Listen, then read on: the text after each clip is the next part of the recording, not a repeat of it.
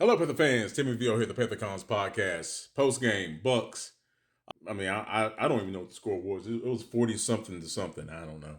This primarily was an eval game for me, about players on the field and things of that nature. Now, I'll go into the defense a little bit more tomorrow's video, Monday in the Box. Make sure you check that out. Available on YouTube and on TikTok, obviously. I was really evaluating Bryce. Again, I was trying to see a type of consistency he's going to bring in.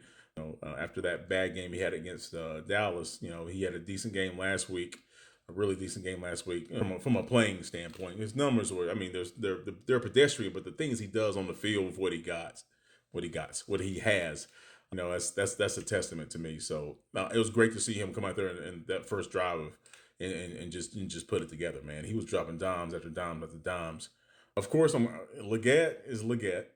He's not necessarily acclimated to the NFL yet. Obviously, he's a rookie, and on top of that, you get out of your rhythm when you're a rookie and you play in the league your first year. So coming back was a little slow for him. I get that, but the catches that really worries me. And going back to his injury, his wrist injury, he's been dealing with it all season. Well, if you're gonna suit up, son, you need to get out there and execute.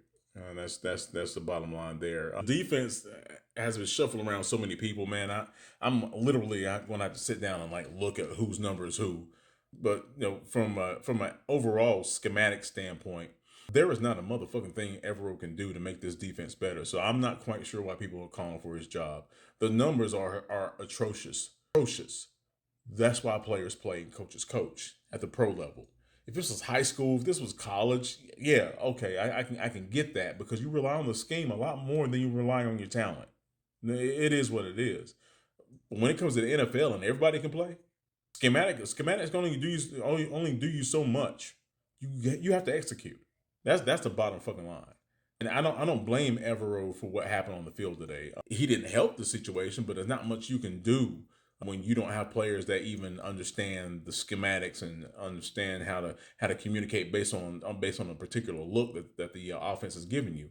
Offense, ladies and gentlemen, it's reactive, but it also relies on a lot of communication. A lot of communication. When the ball's hiked, before the ball's hiked, a lot of communication. And at the end of the day, if you never played at the collegiate level, you really don't understand. Really don't understand. And again, I played 1 year in junior college in California, but that 1 year had me learning from coaches that played NFL football. Our head coach, Coach Pompo, played for the Cardinals. Our receivers coach, because I played offense and then I went to defense.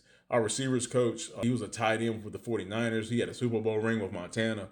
The shit I learned in that 1 year was mind boggling.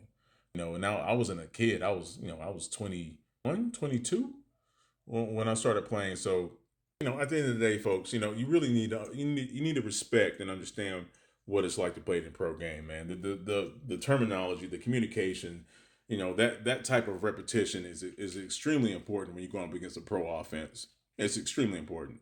So, say what you want about Evero, but he put us in position to beat the Chiefs, the Eagles, and the Bucks the first time. So, with what we had on the field at that time, considering we didn't have Brown and Shaq for the majority of the year, people need to check yourself. But Bryce Young, ladies and gentlemen, he's here. There ain't a motherfucking thing you can say about Bryce Young to me. That's for facts. Y'all have a good one. Keep pounding.